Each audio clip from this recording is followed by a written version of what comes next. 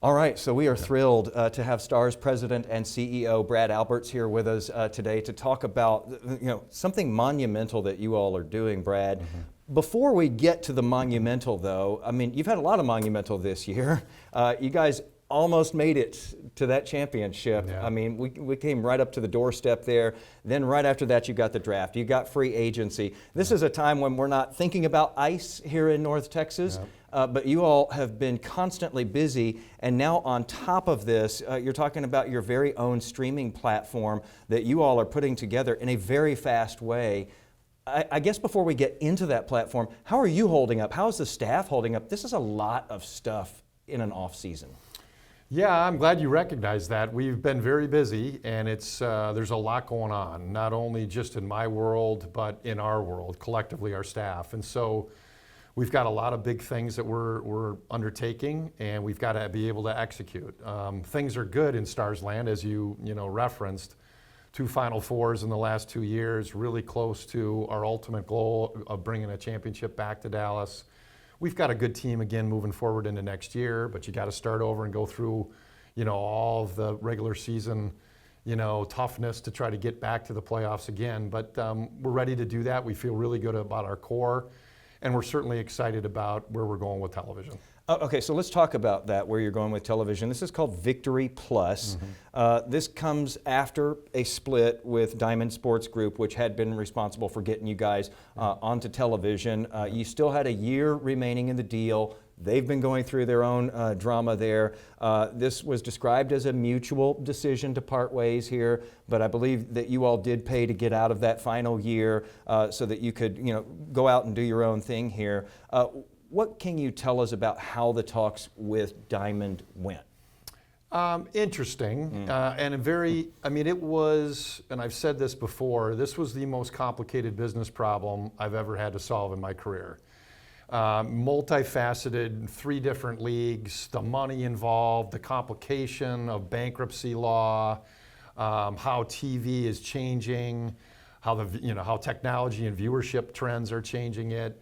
So it was a very complicated process that really was 2 years running. I don't even remember when they filed. I'd have to go back and look, but it seems like it was 10 years ago because it seems so long. But last year at this time, Jason, we were sitting in my office, and I didn't know how we were going to get paid or how we were going to put our games on in September if Bally's didn't make it, if Diamond didn't make it. And so it's been a very difficult, I would say, 2-year period, very uncertain, and we were obviously looking for ways to get out of the uncertainty. And I think we've now done that. We now have some certainty. We've removed ourselves from the RSN umbrella. And Regional Sports Network. Yeah, Regional Sports Network. And we're pioneering kind of a new way that we obviously believe is the future. We believe direct-to-consumer is the future. We're kind of ripping the Band-Aid off and going for it. And that has its own risks and possibly its own big rewards as well. Why did you decide it is time to free ourselves from regional sports networks, though? Well, I think 2 things. One, we had to figure out a plan B if they didn't make it. And still, as we sit here today talking, they have not emerged from bankruptcy.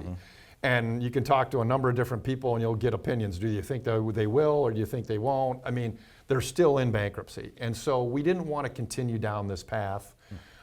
We found an option that as we went along during our process, we got more and more comfortable with. And ultimately, I sat down with our partners at APMC and Neil Gruninger and his board members and said, hey, if you guys want to move forward with this or you want me to push forward to get out, you've got to help me and you've got to kind of de-risk this thing. And I think they've been a great partner. They've allowed us some financial flexibility to take on the risk and to pioneer this. And so we're very fortunate to have a great partner behind us to be able to do this. You were, I mean, I don't want to say you were forced to do this because you did still have a year left. You did have a lot of uncertainty though, but there was certainly a push going on here because this is existential. This is a threat to your business to not know some clarity about how you all are going to get paid for your games being broadcast. Isn't it kind of good to be pushed sometimes? I mean, it makes you do bold things. Yeah, and I think, one, we're not afraid of that. We do big things here, and we're proud of that. And I think we're, again, proud to try to pioneer this. There's a lot of teams that are going to be watching. As I told our staff, earlier this week, I said everybody's going to be watching. And everybody is. The industry is watching. And I think there's a lot of people pulling for us to make this work. You probably have some that don't believe we can make it work. But again, until we do it, we're not really going to know. And I think that's part of what I'm excited about. We got to do this. We've got to evaluate it, in my mind, over 2 full seasons. You can't evaluate it after 4 months. You can't even evaluate it after 1 year. I mean, we've got 2 months to get ready.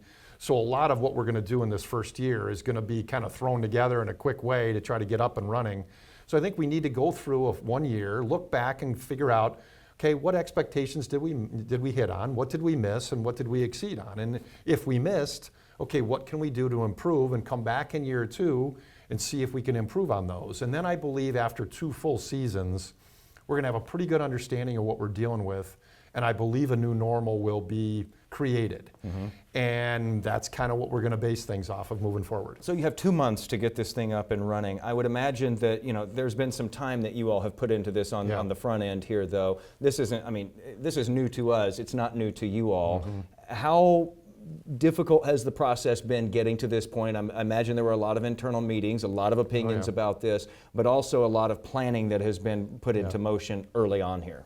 Yeah, we've been working on this for months, as you can imagine, and certainly we've gone through the business plan and the modeling of all this. I think we have a pretty good understanding of what we're dealing with. We understand the risks, and we hope for the successes that we think are out there. And I think the technical and operational side is going to be in good shape. We hired Jason Walsh, who was the EP at Valley Southwest. He is now working for APMC. He will oversee this from a production perspective. So he's totally familiar, obviously. 100%. He knows how to get the truck and all the equipment necessary to get the games on the air. And I think that's one of the things that we tested and that I was really excited about. I mean, I don't believe that the fan is going to see any technical drop-off in what we deliver. In fact, we're hoping that it'll be better. And then I think it's just about the economics. I mean, we set out trying to solve 2 problems with this. We needed to solve the distribution problem. How can people that want to watch the Stars, fans of our team, get the games again? Because of cord cutting, there was probably 60% of the market that wasn't even watching our games. They couldn't watch your They couldn't watch them. They didn't have them. So now we believe that we've solved that. This is going to be downloadable on every smart TV device. Very simple. And then obviously you can't ignore the economics. We needed to protect the economics that we receive from this, because this is how we pay players and how we operate the business. And I think I've done that in the short term. And so that's why I'm confident. I feel good about where we're at, and was certainly confident enough to break away from the RSN umbrella. What's your biggest risk in doing this? I mean, money, obviously. Yeah, I think it'll be in the economics. Yeah, can we generate the kind of revenue that we need to, that we used to do? Can we find growth out of this engine? Even if it's a new normal and it might be less, can we find that there's growth potential there over time? And I don't think it's not all just on advertising. One of the other things that we're going to look to do is attract other brands to this network. I mean, we're essentially creating a digital network. Right. So whether that's other teams or other brands, I mean, you guys can speculate on what that could potentially be. The wheels were just now turning. Yeah, I mean, there's a lot out there, and we're having some of those discussions now about other brands coming on board. Are these local brands or some regional? of them will be. Yeah, regional. I think regional, local. I think all of that's in play. And not just hockey. Not just hockey. Yeah, Basketball, I think baseball. there's opportunities football. for a lot of things. Okay. Yeah.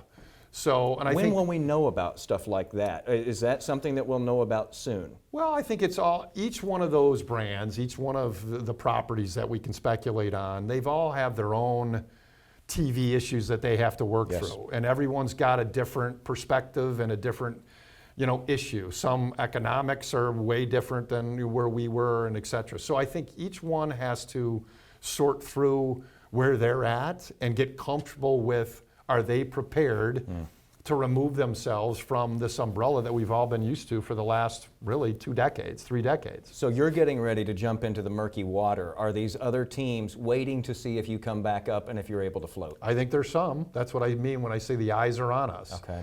People are going to be watching, and I think if we prove that this is successful, as you can imagine, there's going to be all kinds of people lining up behind us. Yeah.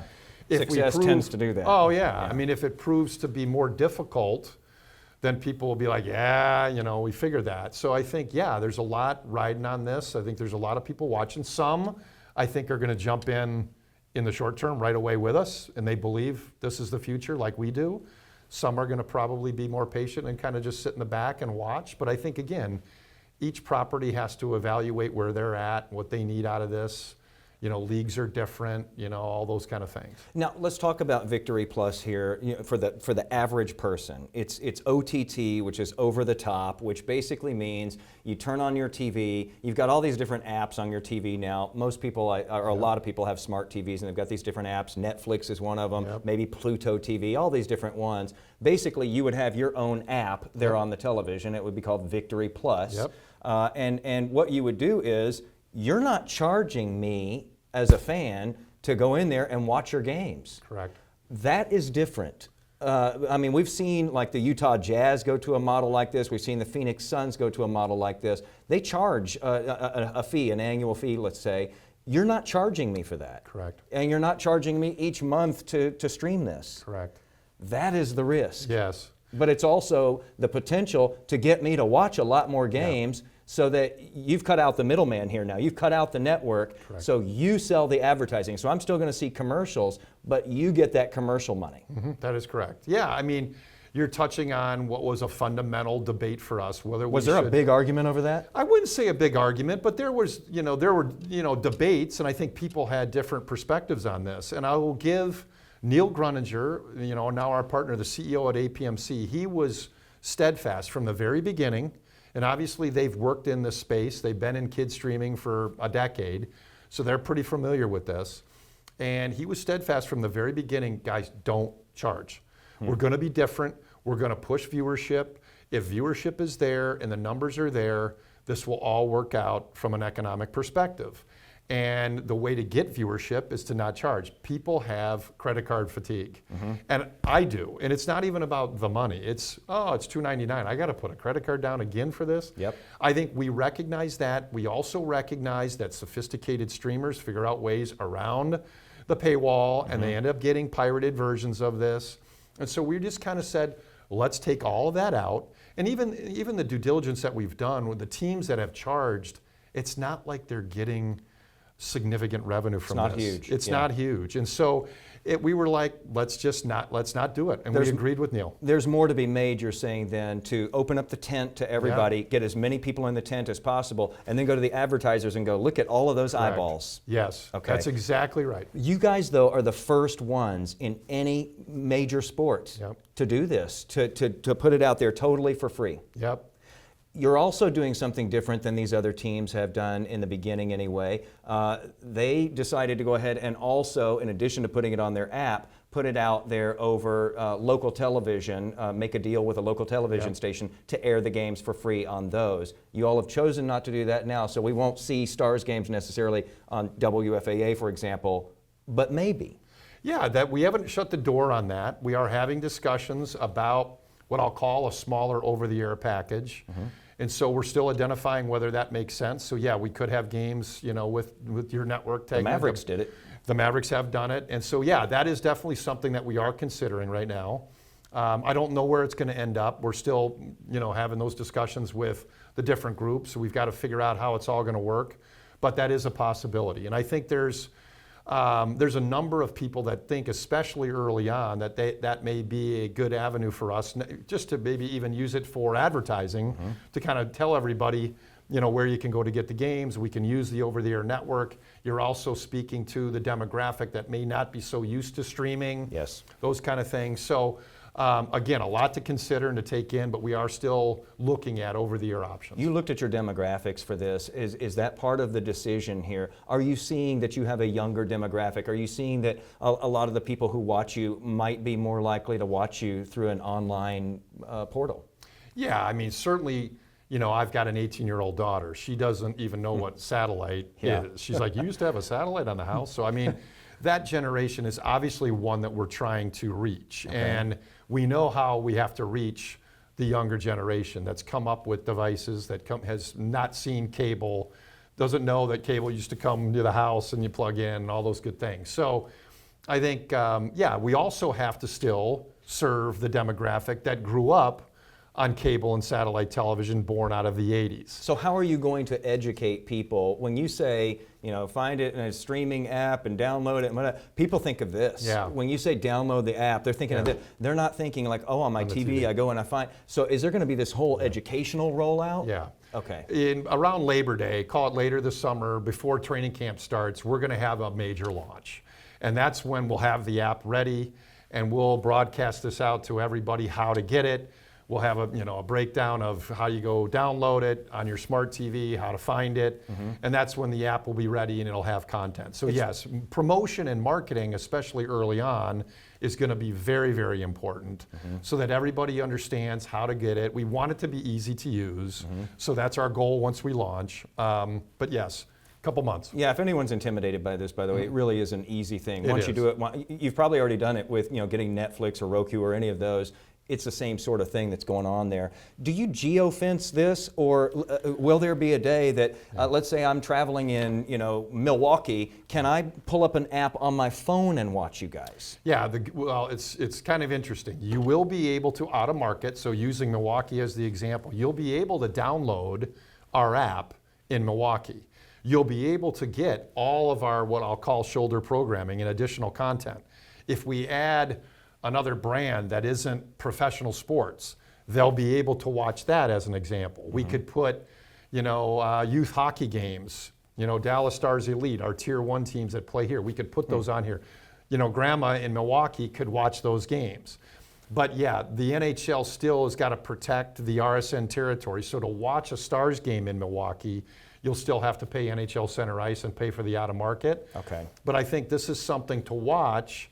If this is where the industry is headed, and more teams and leagues are going to end up going direct to consumer, well, those old RSN kind of territory restrictions are going to have to be rethought and probably broken down. Because ultimately, I want anybody in the world, our Finnish fans, I want them to be able to download our app and watch our games.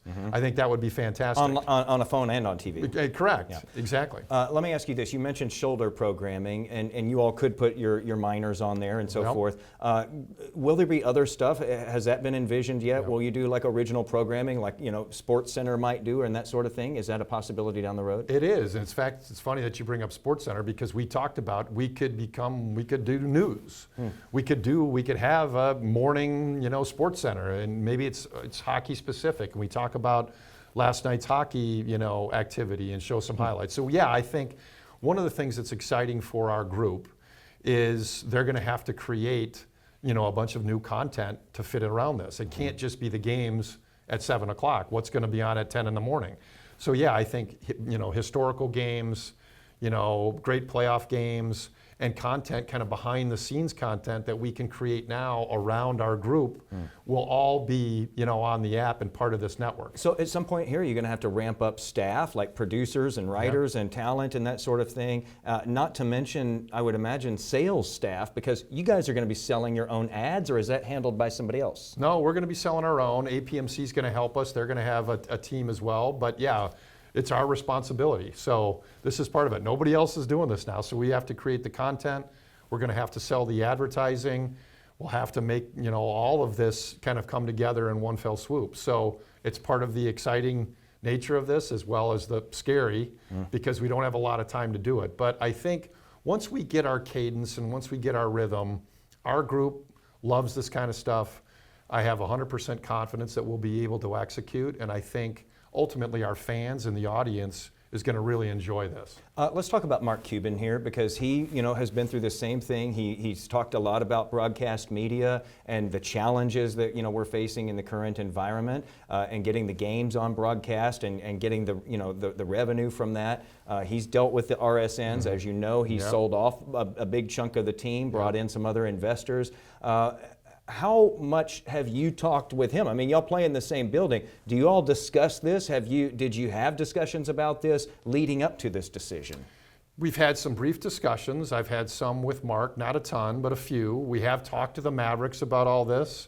As you can imagine, all the teams are communicating on this. Certainly all the teams that were part of Bally Southwest, the Rangers included, we've all been discussing this now for over a year. And again, the NBA situation is different than the NHL's, and we're both different than MLB's. So it's why it makes this a very complicated issue to solve, because you've got 3 leagues approaching it differently. And every team in every league is looking at this in a different way. So These leagues are talking, though, about what you're doing and what Mark Cuban is doing specifically, are they not? Oh, yeah. Are they talking to each other about that? Yeah, the leagues are speaking to each other in New York about things. The teams are talking to each other. I mean, I just got back from a president's meeting in Boston. This, as you can imagine, is the topic of conversation with the bulk of the presidents in the NHL. Where is local television going? Where are the regional sports networks headed? How are we going to manage this? Would you say that Mark Cuban, just since you all are in such close quarters there, what he did, I mean, obviously he did something a little bit different in going the route of bringing in investors from Vegas and, the whole issue with, betting and so forth. But what he did, was considered by a lot of people as bold. It came as kind of a surprise, I think. Did that inspire anything with you guys? Was it an inspiration to go, yeah, let's do this? We're talking about it, let's do it. He did something similar, let's do it. Well, I don't know that it inspired us. I think what it did is it kind of confirmed that the way teams were paid and the way the business, used local television to, for viewing is changing. And again, for certain properties, that financial hit is going to be significantly worse than others. And I think everybody's looking at this, though, as, hey, a new normal has to be created. What is that? The issue, Jason, now is nobody knows what that new normal is. So that most of us, everybody's kind of looking at this going, okay, we used to broadcast TV this way, we received X in revenue, and now all of a sudden we know that that's probably going down. What do we do? And I think there's no clear-cut answer as to exactly what teams should do, which leads to paralysis. Everybody's kind of, oh, we don't want to do anything. We'll just kind of hang out and see if something happens. And I think for us, I ran out of patience. We were patient for a long time. And then I sat here and I'm like, hey, we've got to do something here, or we're going to be left, sitting in the corner hoping for something. And I just don't want to have my hand out hoping that somebody gives me something. I think that's a very dangerous position to be in as a franchise. And we took the bold step to try to get ourselves out of it. And like I said, pioneer a new way of doing business. You guys were backed into a corner on this just because of what's going on with the partner there, but I would imagine that it still takes a lot of guts to stand out and do this, because at least from what we've seen, you guys were making a reported $25 million a year or so from the Bally's deal. You're going now to an ad-supported but free to viewers model. That's a chunk of money to make up. But do you think it's realistic that you can get there and even beat that?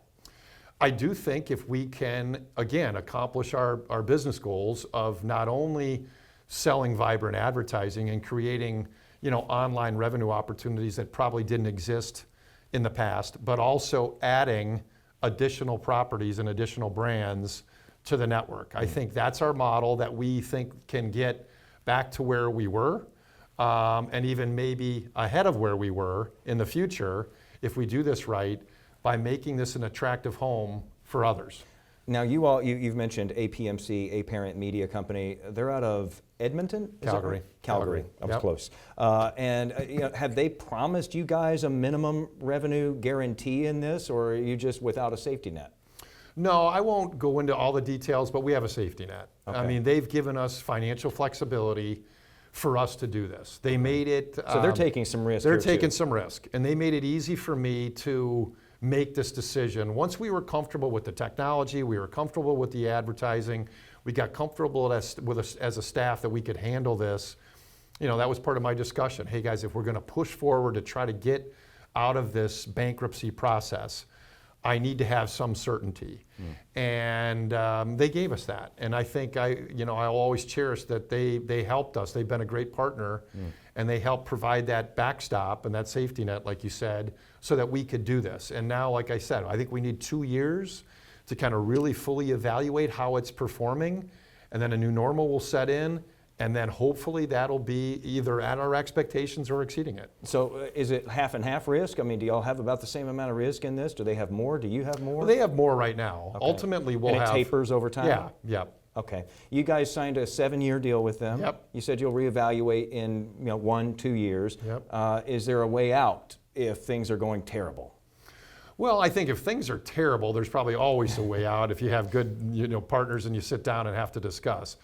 I'm not thinking about it that way, so no, we want to look at this as a long-term solution for local sports, and certainly Dallas Stars hockey in our region, which is, goes beyond Texas. I mean, we're into Louisiana and up and through Oklahoma, so we've got a vast region here.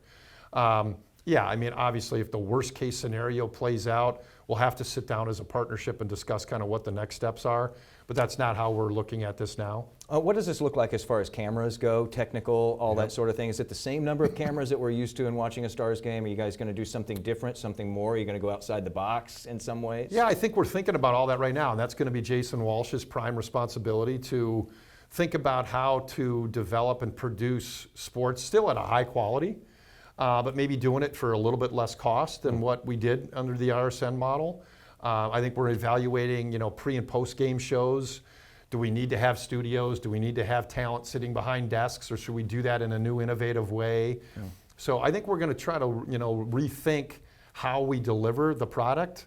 And again, I said to somebody else, I'm like, hopefully our fans will kind of go through this and with us and give us a little bit of time to work through it. But we're also going to find out from the fans and from media like yourselves, as everybody kind of views this, what everybody thinks of it, and does everybody like it, and so forth. And so it'll be an interesting year, but I do think that we're going to make some changes to how we deliver it. Streaming quality-wise, will I notice a difference in the picture itself and the sound, et cetera? No, you shouldn't. In fact, hopefully it'll be better. Okay. Our testing was fantastic, flawless. In some cases, what we saw on phones and on devices was better than what we were seeing on the TVs coming across on cable TV. As far as you mentioned talent, will the talent stay the same? Will we hear the same people calling games? Yeah, Josh and Razor are a big part of this.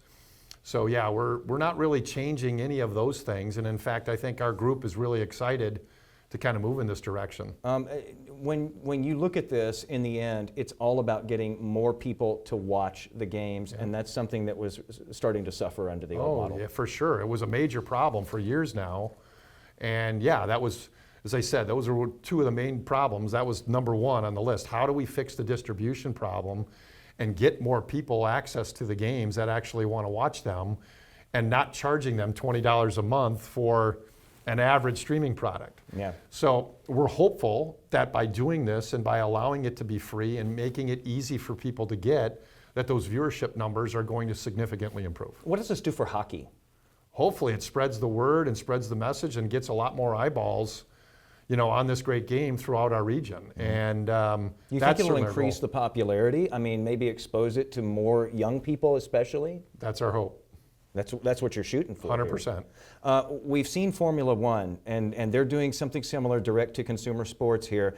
This is an interesting thing, though. They have multi-camera views and that sort of thing, and it, basically allows people to choose cameras and sort of direct their own broadcast. Have you guys talked about that? Is that an aspiration down the line? I think that's an aspiration down the line. Okay. I think you're right. F1 has done a lot of things right. Their behind-the-scenes content has kind of set a standard as well. I think these things, we got to get the fundamentals down. We've got to launch in 2 months. So I think once we get the fundamentals down, and like I said, our group starts to figure out the cadence of this a little bit, I think these will be things that we look to improve. And how can we add technology to this and give the user, completely different experience with cameras and those kind of things to enhance the experience from a viewer. So yeah, I think these are all going to be things that Jason and his guys will look at. You have to think about the business end of this, obviously, but you also have to think about the fan experience here. Is it difficult balancing those two things, because both of those are very important things, even though they sort of go hand in hand? Yeah, I don't know that it's difficult. I think you're right. I think that if we deliver a really good fan experience, our fans enjoy this, the experience is really good at high level, I would hope that the economics are going to be successful and would follow. I can't believe that if the viewer hates the product, that the economics will be good. I don't think those will. I think the two things will connect. So I think we're really looking at them together. I think we want to deliver a really cool fan experience. We want the viewer to look at this and say, wow, this is way better than we had before. Can't believe we didn't do it sooner, you know what I mean? And hopefully then the economics and the advertising community will really embrace and adapt to it as well. So leagues are watching what you're doing right now. Down the line here, does this change up or complicate revenue sharing between teams? Does this complicate collective bargaining, that sort of thing, when you start to change the revenue streams and how things are coming in? Yeah, in our league, certainly. I mean, player costs are tied to revenues. And so, I mean, I think that's one of the things that everybody's been, a little bit unsettled by. If Bally's goes away and the RSN kind of network and revenue streams all dry up, certainly that's going to have an impact on our cap and how we pay players and so forth. So yeah, what comes next? What fills it in? And is there a huge drop off, or is there something next that will kind of ramp up to where we were? I think that's the unknown of what's going on right now. But yeah, I mean, this certainly has impact throughout all the businesses. I mean, baseball's in an uncapped environment, and those teams have depended on significant local, TV rights. I mean, and that's what has helped drive, payroll. So it has an impact throughout the entire business. It's why it's such a complicated process and issue to try to solve. It's got many tentacles to it. So you guys are starting out with OTT, which is Victory Plus. Again, that is your own little app there on your screen when you get on there and you see Netflix and the others. Is there a chance that eventually, for people who really love getting in the jargon, that you guys become a FAST, one of these free ad-supported television stations? Like let's say you see a Pluto on your TV and it aggregates all this different content, it has different channels. Is there a potential that you become that at some point? I think, hey, at this point, I think anything's possible. None of us really know where all this could go. It's one of those things that, hey, you look 5 years from now, you look back and go, wow, look where we are. We never thought we would end up here. We started off looking at it this way, and this is where we are now. I think this is going to be, if Bally's and Diamond don't emerge out of bankruptcy, I think this is going to speed up really fast. I think if they figure out a way to come through it and they stay viable in certain, markets for certain sports, maybe this doesn't move as quick. But if that option goes away, I think teams are going to be forced to come up with the new normal, and I think this really takes off. Wow. And then, kind of to your point, who knows where this ends up? When I hear it like that, it sounds like, if things go really badly for them, you all just grabbed the only life raft on a sinking ship. I mean, you're getting out there right now. You're leaving it now. Yeah, I don't look at it that way, but yeah, you might be right. I mean, again, not talking about them specifically, but a model. I mean, you might be right. I mean, hey, there's two models. You either go direct to consumer or you figure out an over-the-air, component. We've chosen now to go direct to consumer, potentially with a little bit of over-the-air, support. But we believe the future is direct to consumer and streaming. We believe the next generation of young people, that's how they're going to consume content. It's how they consume it now. We obviously want them to consume Starz content that way. They're not watching it on cable. They're not watching it on satellite. They're not going to. So we feel like we need to reach them, and this is the best way to do that. And there's a demand for these games. You hear about this from people, don't you? Yeah. I mean, you hear about it from people who don't want to pay $20-something a month. You hear about it from people who can't get it in their lineup because they don't have a certain service, and so they don't even have access to you guys. You hear about this. Oh, we've heard about it for 2 years. Yeah. So that's why I didn't want to go through another season like this. I was like, please, we've got to get this resolved. And so, yeah, that's why I think we feel like we found a very good solution for the fan. And like I said, hopefully our fans across this, great region will tune in come September and October. The viewership numbers will surprise us on the high end, and this thing's going to take off like a rocket ship. I think if our fans support it like we think they will, and now that they can get it, it's easy and it's free. We have a good team. We have a compelling product.